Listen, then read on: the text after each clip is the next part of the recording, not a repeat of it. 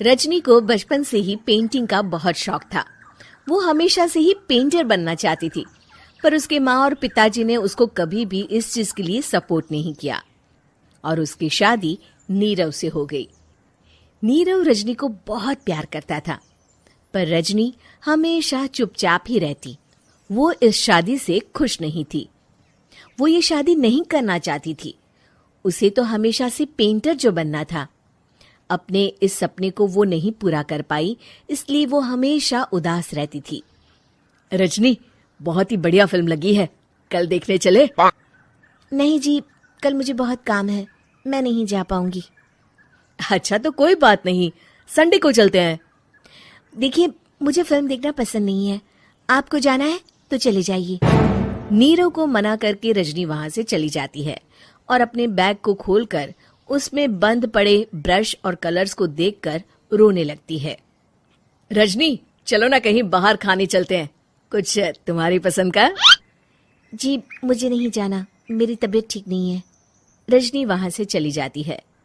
नीरव को समझ नहीं आता कि रजनी उससे इतना दूर क्यों रहती है। वो जब भी उसके साथ वक्त बिताना चाहता है, रजनी कोई ना कोई बहाना बना देती है। एक दिन घर पर कोई नहीं था। रजनी घर का सारा काम जल्दी से खत्म कर लेती है। घर पर अकेले होने के कारण वो सोचती है कि वो आज पेंटिंग करेगी। वो अपने कमरे में जाकर पेंट ब्रशेस और कलर्स निकालकर जैसे ही कलर मिक्स कर रही होती है कि दरवाजे पर बेल बज जाती है। अब कौन आ गया इस वक्त? इतनी मुश्किल से तो मुझे पेंट करने का मौका मिला है। रजनी दरवाजा खोलती है तो उसकी सास अपनी सहेलियों के साथ खड़ी होती है और सब घर के अंदर आ जाते हैं। अरे बहू, सबको शरबत बनाकर पिला दे, बाहर तो बड़ी गर्मी है। उफ। जी। रजनी पेंट ना कर पाने से उदास हो जाती है। उसे गुस्सा भी आ रहा होता है कि उसने इस शादी के लिए हाँ क्यों कह दी। वो रसोई में जा रही होती है कि उसकी सास उसे रोकती है। बहू, सबके खाने का भी इंतजाम कर लेना, आज का लंच तो ये सब यहीं करेगी। हाँ। रजनी बिना कुछ कहे रसोई में चली जाती है। सबके लिए खाना बनाती है। सब खाना खाते हैं और रजनी घड़ी देखती है कि ये सब कब जाएंगे ताकि वो अपनी पेंटिंग कर सके। जब शाम होती है तब सब चले जाते हैं अपने घर। अरे बहू, सब तेरे खाने की तो बहुत तारीफ कर रहे थे, सबको बहुत अच्छा लगा खाना। आपको मुझे सुबह बताना चाहिए था ना कि आपकी सहेलियां आ रही है। पता भी है कितना वक्त लगा सारा खाना बनाने में। अरे बहू, तू ऐसे कैसे बात कर रही है मुझसे? तो और कैसे बात करूं? मैं इस घर की कोई नौकरानी नहीं हूं कि इतना काम करूंगी। रजनी अपने कमरे में जाकर दरवाजा बंद कर लेती है। शाम को जब नीरव आता है तो उसकी माँ उसे पूरी घटना के बारे में बताती है। क्या रजनी ने आपसे इस तरह बात की माँ? हाँ, और पता नहीं उसे क्या हो गया है, शाम से बाहर भी नहीं आई है। मैंने तो कई बार आवाज दी, खाना भी नहीं खाया उसने। तू ही बात करके देख ले बेटा। नीरव अपने कमरे का दरवाजा खटखटाता है। रजनी, दरवाजा खोलो, मैं हूं। रजनी दरवाजा खोलती है और फिर वापस जाकर अपने बिस्तर पर लेट जाती है। रजनी, माँ से बात करने का ये क्या तरीका है? मैंने कोई गलत बात नहीं की है। अरे तुम क्यों ऐसे बर्ताव कर रही हो सबके साथ? क्या तुम इस शादी से खुश नहीं हो? रजनी कुछ नहीं बोलती।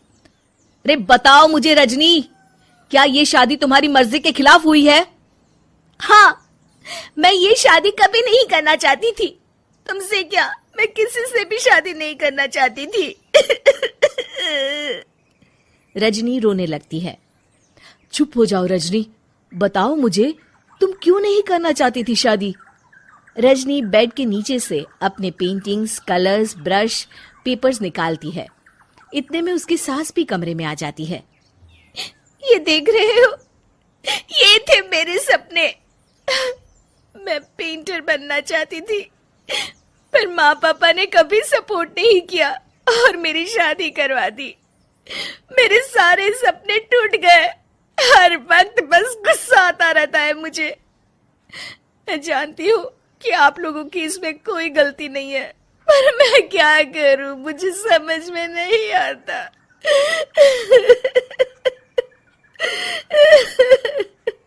रजनी फूट फूट कर रोने लगती है। मुझे माफ कर दीजिए, आप दोनों के साथ मैं बहुत बुरा बर्ताव कर रही हूँ। अरे रजनी बेटा, चुप हो जाओ तुम। नीरव पानी लेकर आता है। ये लो पानी पियो और शांत हो जाओ। रजनी पानी पीती है और उसकी सास पेंटिंग्स देख रही होती है। अरे नीरव, हमें तो पता ही नहीं था कि हमारी बहू कलाकार है। अरे कितनी अच्छी पेंटिंग्स बनाई है, देखो तो। ये वाली तो मैं अपने कमरे में ले जाऊंगी। आपको ये पेंटिंग्स अच्छी लगी? अच्छी नहीं, बहुत अच्छी लगी। और तुमने हमें बताया क्यों नहीं? तुम जब चाहे पेंटिंग कर सकती हो रजनी। हम तुम्हारे सपनों को पूरा करने में तुम्हारा पूरा साथ देंगे। हाँ बेटा, हम कला की कद्र करते हैं। हम कलाकार तो नहीं, पर मुझे गर्व है कि मेरी बहू एक कलाकार है। रजनी, नीरव और सास तीनों हंस पड़े।